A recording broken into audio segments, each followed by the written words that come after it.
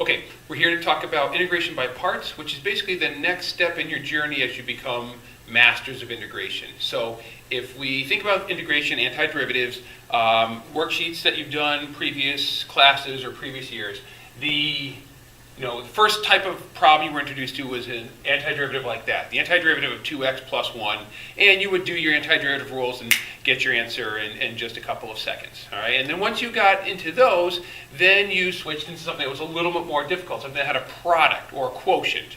And there was no product rule, there was no quotient rule. We did this through, if you're something like the antiderivative of 2x times x squared plus 1 cubed. We did that, in essence, we did the reverse chain rule, all right? Because if you think about the chain rule always ends with a product because you're always multiplying by the derivative of ugly. So now we're doing the reverse of that, and so that's why we would come up with our u substitution, and that's where this would come into play, and you would pick u equal to the inner function, which was x squared plus 1, and you would get your du, that would be 2x dx, and lo and behold, you had a 2x and a dx, and you could sub du in perfectly, and it always seemed to work out awfully nice. Maybe this was only x, so you had to put the 2 in there, and then the 1/2 out front, no big deal. But whatever you needed for the du, it always happened to be right there, or almost right there, with just a quick modification, and everybody went on their way and everybody was happy. Well, now we got to go to the next step of problem. What about a problem like this? 2x times e to the x. We want the antiderivative of that. Okay, well, there's no u that will work here where we can get a du where the other thing goes away. If we make u equal to 2x, well, the derivative of that is 2. That doesn't help us with e to the x.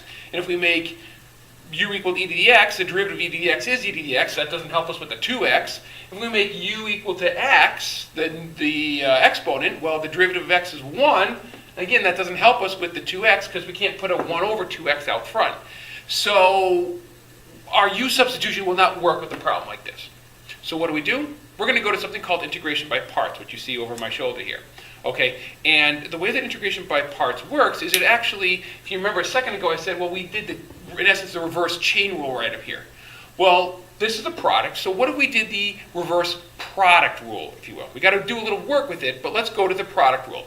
So up here, in orange, I've got the product rule, all right? The derivative of two terms, all right, u and v. Remember, we would do the derivative, we would keep the first and derive the second, plus keep the second and derive the first. And again, the order didn't really matter because we were adding and multiplying in the commutative property, no big deal. Okay, but this is basically what we had for our product rule. So let's put that up here. This is our product rule right here.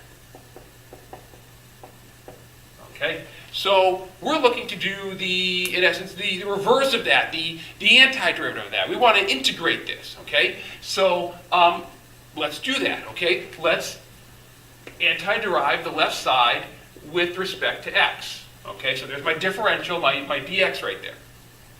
Okay, but if I antiderive the left side, don't I also have to antiderive the right side? Okay, so I need the antiderivative with respect to x here, and the antiderivative with respect to x right there as well. Okay, so let's think about what happens right here. All right, this right here says take the antiderivative of the derivative with respect to x with respect to x. If we're deriving the antiderivative or anti-deriving the derivative, what happens? Exactly, they wipe each other out. So all this goes away with the exception of the integrand, or the original derivative, which was uv. All right, so we've got uv right there. Everything else wipes each other out because we took the derivative, the antiderivative of the derivative. Okay, let's go over to the other side. We have the antiderivative of u times dv dx with respect to x. Okay, so in essence, the dx's eliminate each other.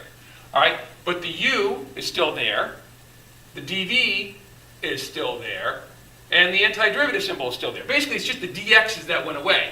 So what we are left with was the antiderivative of u times dv. Okay, hold that thought for a second. Let's go to the third part.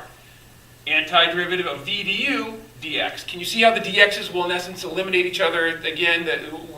Because we're taking the derivative with respect to x and the antiderivative with respect to x, those differentials wipe each other out, and we're left with the antiderivative of v du. Okay, so why is this important? Okay, because v and u, remember, they're two separate terms. Well, that's what we have right here. We have two separate terms. We have 2x and e to the x. Okay, so what we're going to do now is basically we just want to get this one, that u dv, all by itself. Okay, how do we get it all by itself? Simple operation. Let's subtract the antiderivative of v du from both sides. Okay, and when we do that, all right, now I'm going to kind of switch the equation around. So I know this was over on the right side, I'm now going to move it over to the left side. All right, so I've got the antiderivative of u dv is equal to, all right, now we have uv, and then we subtracted the antiderivative of v du. And this right here is what you want to memorize, okay, because this is how we're going to get our answer on our integration by parts. And there's always a question involving integration by parts on the BC exam. Usually in the multiple choice section, not always, and usually about 15 questions in or so, but there always will be one. Now, just quickly before I end this video, we'll do two specific examples in different videos, but if you look here now, we can see that this left side of the equation is going to match up with what we're looking at right here. Okay, so we have two separate terms. All right, we have a differential term, and we have a differential term over here. It might be 2x dx, it might be e to the x dx. We'll talk about that more in a second. And then we have the integrand, the u. All right, and that'll either be the 2x or the e to the x. Okay, so now we just have to kind of match this up. All right, so we'll do another video or two to kind of do these examples where you can see how this all works out. But this is the general idea of the integration by parts, anti-differentiation by parts. This formula, this equation, if you will, that's what you want to get used to. And again, the more you do this, the more you get used to it. But this is what you want to know.